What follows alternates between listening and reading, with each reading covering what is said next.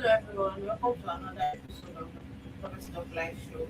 Today's episode is actually a continuation of our last episode, which is our topic was buy now or wait, and the biggest real estate mistake especially the beginning of the year. So today we'll be continuing our conversation from our last session. We have some important questions that we ought to talk about, but we didn't get time. So we'll be talking about those questions today, and I have with me here my co-host that will be giving us answers to those questions. Thank, thank you, audience and followers. Thank you.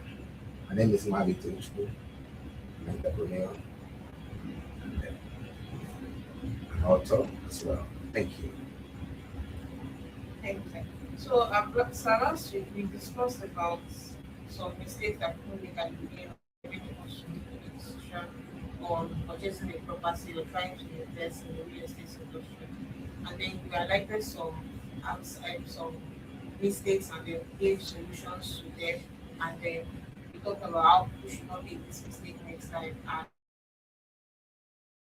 when making such decisions.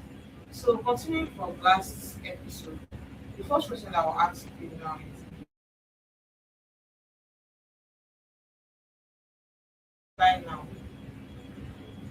Thank you very much for that question. So the point is this: there's always a second chance, and Will Rogers is an American commentator.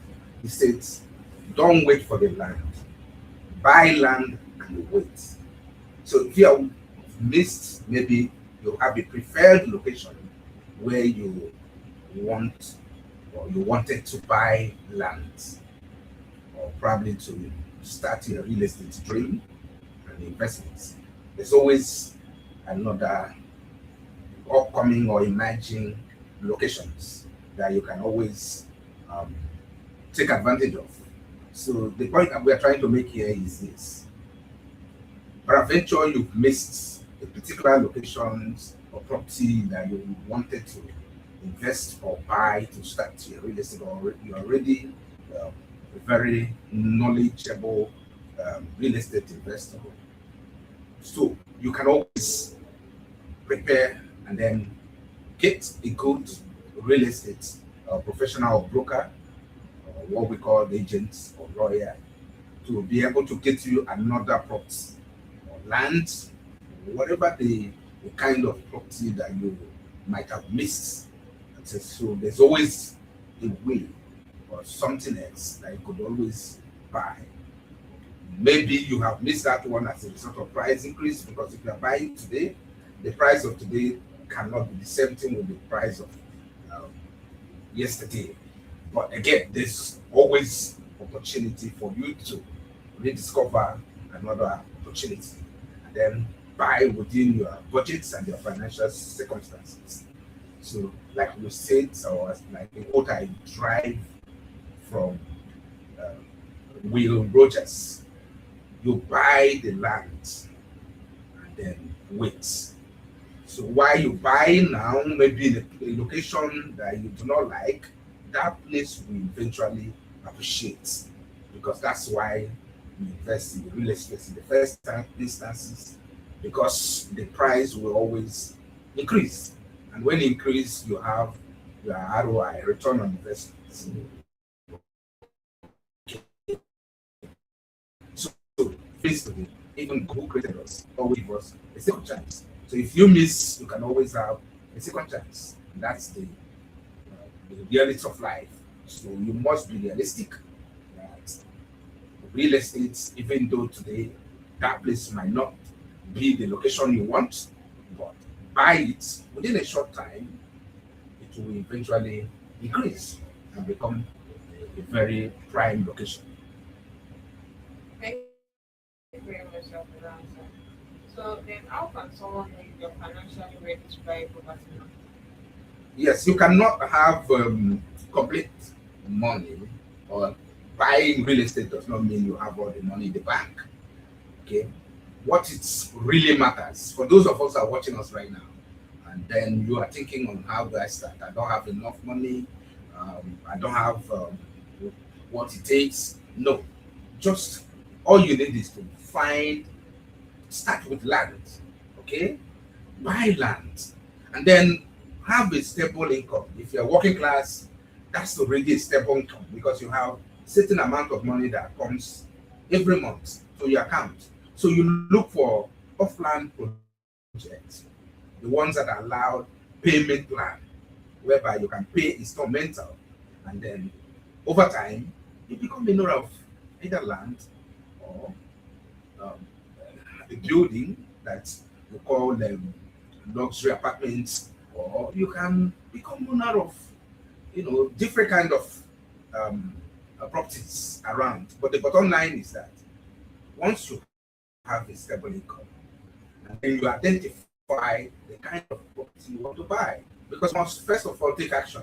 The action is that identifying what you want, knowing how much it costs, and then now you begin to plan if there is payment plan, installment payments, whereby you pay instrumental monthly payment plan. And most of the developers around have those things.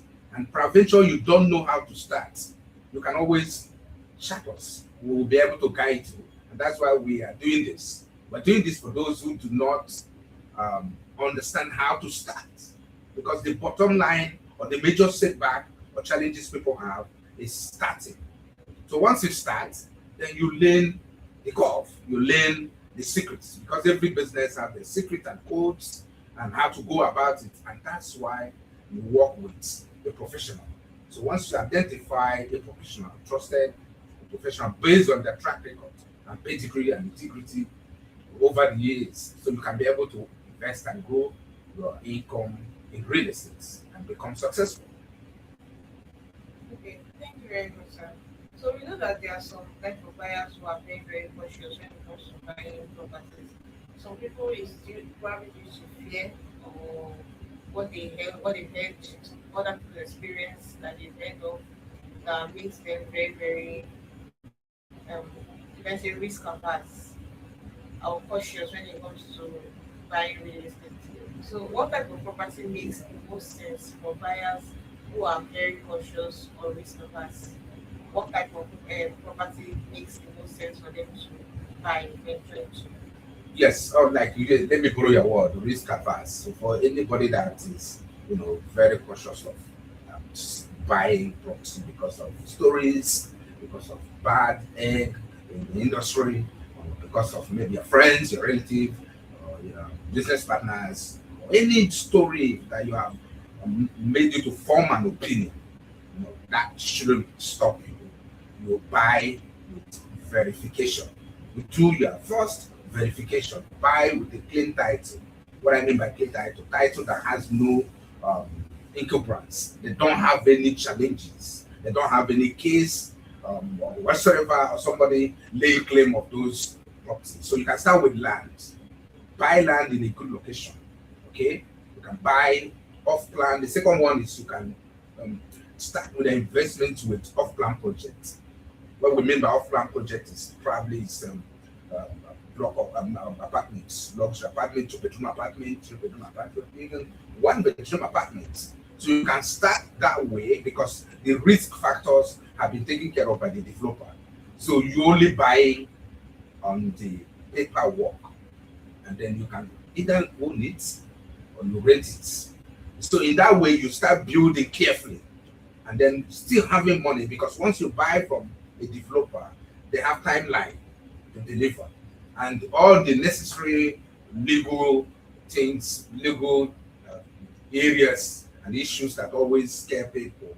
The developer will might have taken care of those things. And before you buy, you do your due diligence, and then you go with a professional who knows how to start real estate investment and guide you step by step. And if you need our help, we are here. And that's why we are doing what we're doing. This thing is so important, and also so people can start to grow their portfolio in real estate. And if you're already an investor in the real estate, you also nobody's immune to risk. Okay, nobody's immune. Even the food we eat is really risk, but you do calculated risk, and that's why we are giving this information for those who are watching us and those who are following us or those who are confused that don't know what to do. So we are doing this podcast to be able to help people with right information and right step that will make them to grow and become successful in real estate. So, like I said, off-plan project is the best way. Buy land, verify documents, second one, and then of course go with invest with a trusted, reliable real estate broker or agent or company that will be able to help you to manage your property and then do the due diligence, which is very important before you invest. Thank you very much, sir. That clears that. So, how do economic conditions affect the decision to buy now or wait? Because sometimes the economy can be bad and sometimes it can be favorable in terms of real estate. Could be that maybe due to currency, what's it called, currency and the adjustments in the rate of currency to our currency. There are some other currencies and that. So how do economic conditions affect the decision to buy now or wait? Yes, uncertainty in life is common right from the beginning. Historically, real estate is a hedge against inflation. You know, the fluctuations on the inflation, the exchange rates, and so on and so forth, the uncertainty on the economy, changing changes either by government policies or the global world um, issues. A lot of factors can, um, you know, really affect the real estate and other businesses. But the real estate are always, to some extent, immune to those things. That's why it's called hedge against inflation. So if you have funds or you have money or you are so scared or you are worried about uncertainty around the world or the country where you live, the best way to secure that money against the depreciation of your money or capital is to put it in the real estate because land, houses, properties of whatever kind, assets, property assets, always increases no matter the uncertainty of the economy. I use, for example, during COVID 19, a lot of properties, even though the world was shut down completely, the economy went down into zero level. Trade and commerce went down, but property never went down. The demand continued to increase incrementally. So, meaning if you put your fund, your money into the real estate, invest carefully with correct titles, correct selecting the best locations, which is location, location, location, and you have those things in place, have a good managers or property companies to guide you. You cannot go wrong. You can always have a very good return on investment.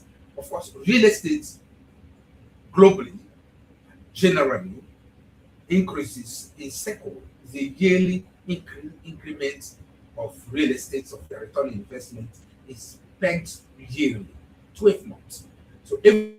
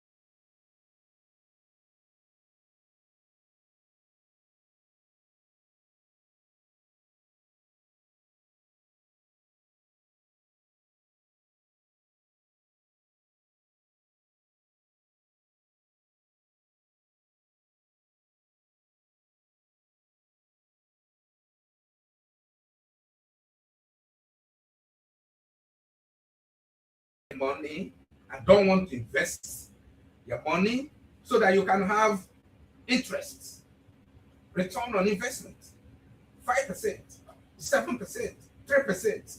Those things are the things that make money because money has to be traded. Okay, so why do you have, because of uncertainty of the world, which is normal, because there are things you cannot control. The government can do their job, private sector do their job, world projections of the economy, but the fact still remain that the money are not meant to be idle. Money are meant to be traded and invested so that you can have a return on investment of your capital. So if you put it in the bank and then just watching every day the balance you have in your account, it's going down. If you put, for example, $10,000 or 10,000 naira every month, bank deduct maintenance fee. And don't forget, what you see is the book balance. The main capital are traded off or loaned to investors or loans to people who are risk takers that you're afraid of taking. So my advice to those who are listening or watching us is don't be afraid of putting your money into real estate investments because they hate against inflation. So you have your return on investment by putting the money in where it is secure, which is the real estate. Thank you very much, sir, for that answer. So our last question for this episode is actually to direct our viewers on what to do after watching us last week and this week. As you said that this week's one is a continuation of last week's episode. So the last question we have for today is, what is the smartest first step someone can take immediately after listening to this episode? What can our viewers, those that are ready to invest in real estate this year, what is the smartest first step they can take immediately after listening to us in this episode? First and foremost, which is one of the things we are doing already on clarity and decision. So you have to be clear. Because in life, you have to put down what exactly do you want. It's very important for those that are listening to us now. You write down in real estate, do you want to be a homeowner? Do you want to buy a home where you want to live? Or do you want to be an investor? You want to buy a property whereby you can rent out what we call rental properties. Now, third one is choose whether it is commercial, places like plazas, places like shopping malls, and so on and so forth, where people do businesses. Now, once you choose that, the next one is it residential? Do you want to start your investment where people can rent and live? Okay, so they pay you in some countries monthly payments, and some countries yearly payment rent. Okay, so once you identify those things, now the third one and the last one, which is your budget. How much do you have?